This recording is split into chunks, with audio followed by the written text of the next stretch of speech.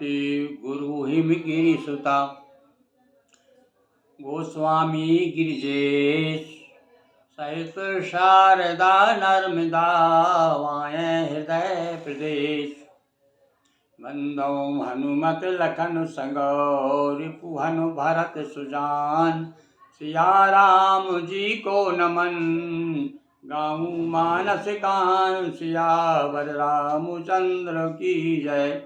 बोलिए नर्मदा मैया की जय, अखिलेश्वर महादेव की जय। रामचरितमानस प्रेमी सज्जनों, हम 208 दोहे तक आ चुके हैं, यानी 208 दिन हो गए हैं जब से आपको हम रामचरितमानस सुना रहे हैं। और भगवान किशोर अवस्था में आते ही उन्हें अपना गृह छोड़ना पड़ा। स्थिति ऐसी बनी कि पिताजी ने बड़ा धैर्य के साथ में दशरथ जी ने एक छाती पर शिला रख करके, काहे की शिला, धैर्य की शिला रख करके, और प्रसन्न होकर के वशिष्ठ जी के समझाने पर और विश्वामित्र जी के साथ अपने पुत्रों को कर दिया आशीष दे करके।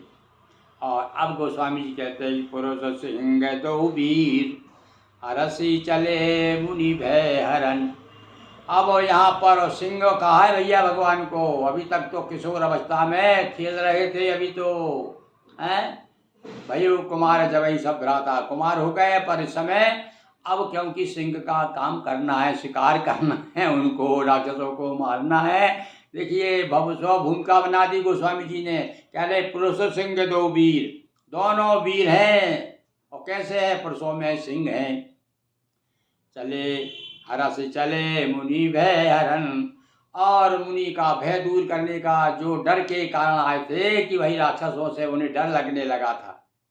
वैसे तो डरते नहीं थे वो, पर भैया अपनी तपस्या का कहाँ तक नुकसान करते। क्षीण होती तपस्या श्राप देने से, किसी को नष्ट करने से।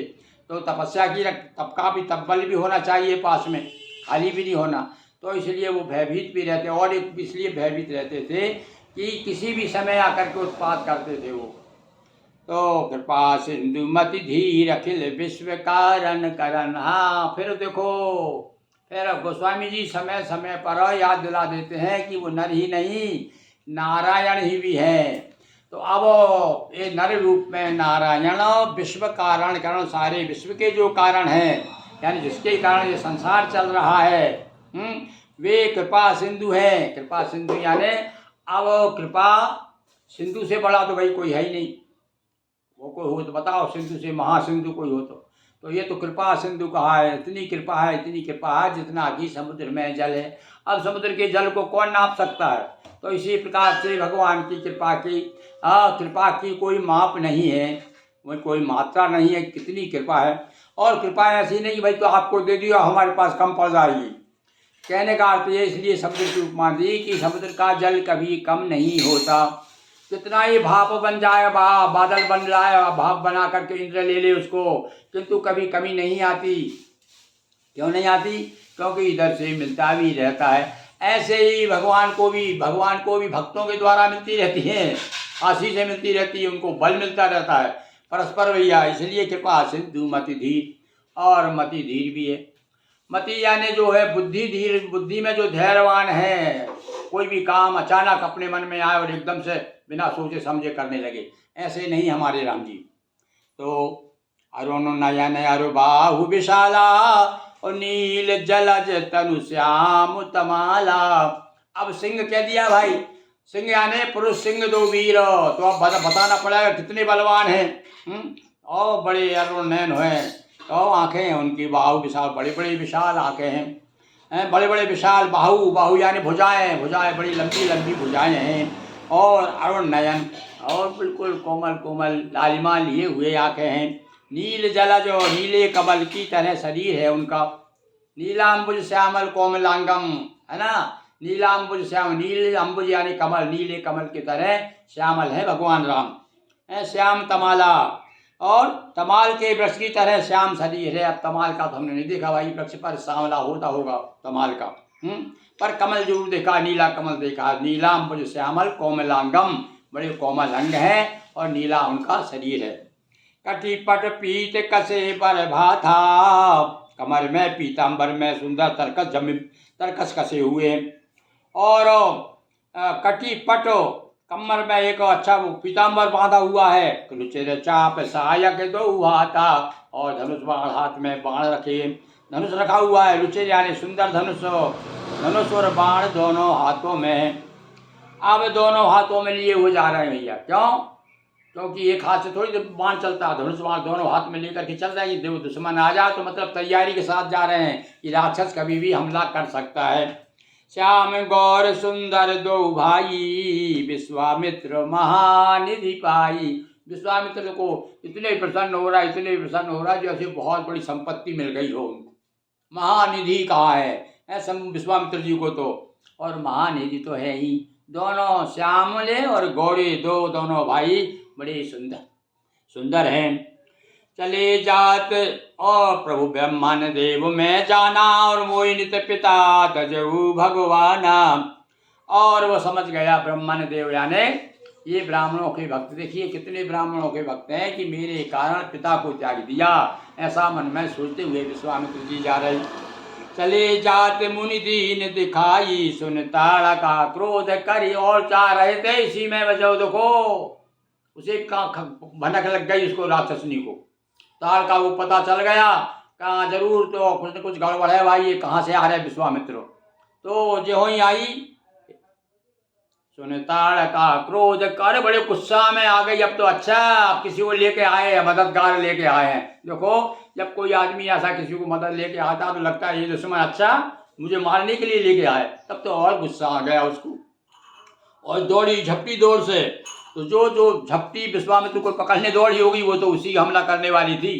तो राम जी दिल्ली के दो ही हाथ में धनुष बाण लेके जा रहे, वो समझ गए थे। राम जी पहले ही समझ गए कि विश्वामित्र हमें लेके जा रहा है, यानी कुछ ना कुछ गड़बड़ होने वाला है। तो ज्यों ही ताड़ का झपटी, तो एक ही बाण मारा केवल, और क्या हो गया एक ही बाण में प्राण हर लीना, और एक ही काम तमाम कर दिया। दीन जानते निज पद दीना, और उसको दीन जान करके भगवान ने अपना पद दिया। अरे ये तो भैया स्वभाव बसाई है, इसलिए तो अब जो पशु पक्षी भी उनके हाथ से मरे थे ना, तो जे मृग राम बाण के मारे। जो राम ने जिन मृगों को मारा वो भी परलोक चले गए, मतलब स्वर्ग लोक पहुंच गए। तब ये तो वह राक्षस है, इसको भी, इस राक्षसनी को भी अपना पद दिया, निज पद दीना, अपना पद देना, यानी उसको भी अपना जैसा बना लिया।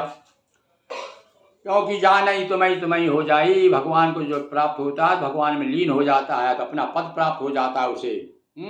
उसको निज पद यानी अपना दिव्य स्वरूप दे दिया। देखिए दिव्य स्वरूप दे दिया, निज पद यानी यहाँ दिव्य स्वरूप बताया।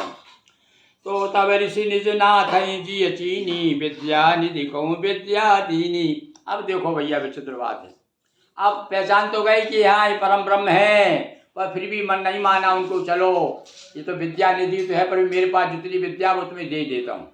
तो विश्वामित्र जी भी विद्या के निधान थे और शस्त्र विद्या जानते थे भैया। उन्होंने वह ना जाने क्या क्या तो खोज की है। गायत्री मंत्र के प्रणेता तो वही माने जाते। तो जाते लागे न क्षुधा पिपासा, अतुलित बल तन तेज प्रकाशा। बड़े चतुर है विश्वामित्र। सोचा ये वहाँ जाते ही भगवान राम के लगे, जालो भैया, हाँ भैया गुरु जी हमें चाय पीना है हमको, तो अब कहाँ से लाएंगे, आश्रम में क्या रखा है? मौका पर जा दूध भी नहीं मिला, सामान नहीं मिला को खाने पीने को, तो पहले ही ऐसी व्यवस्था कर दी है। कौन कैसी विद्या दे दी कि जाते लागे न क्षुधा पिपासा, उससे ना तो भूख लगे और न प्यास लगे। अरे ऋषि मुनियों के पास ऐसे जो मंत्र थे भाई, ऐसी विद्या थी कि कहीं घूमते रहते, खाना पीना सब जरूरत ही नहीं खाने पीने। हाँ अभी भी एक महात्मा हमारे घूम रहे हैं नर्मदा जी के तट पर, भोजन ही नहीं करते, केवल जलपान करते हैं और सारा जो है प्रकृति से प्राप्त कर लेते हैं सारा भोजन। ऐसे ही कुछ विद्या राम जी को सिखा दी। हाँ कि महाराज अब आपको ना तो भूख लगेगी ना प्यास लगेगी, आप हमारे साथ में रहिए।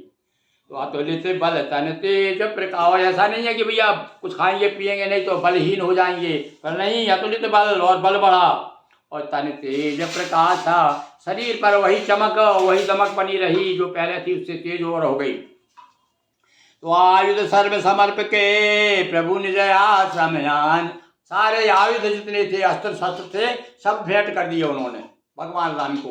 हमारा अब आप संभालो भाई, हमसे तो नहीं बनेगा। वैसे तो विश्वामित्र छत्री थे, हैं, तो लल्ला बिल्ला भी जानते थे वो, हैं, उन्होंने राज्य भी किया है, उसके बाद में फिर साधु हो गए। तो सारे अस्त्र शस्त्र सामान सौंप दिए और कंदमूल फल भोजन दीन भगत हित जान।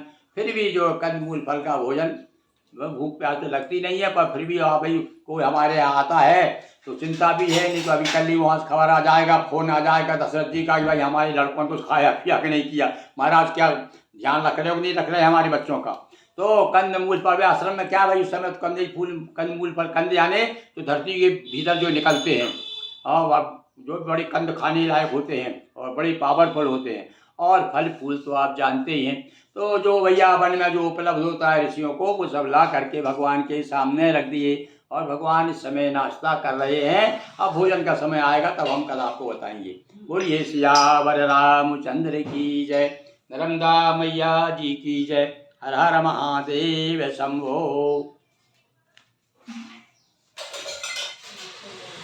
चलो हर हर महादेव।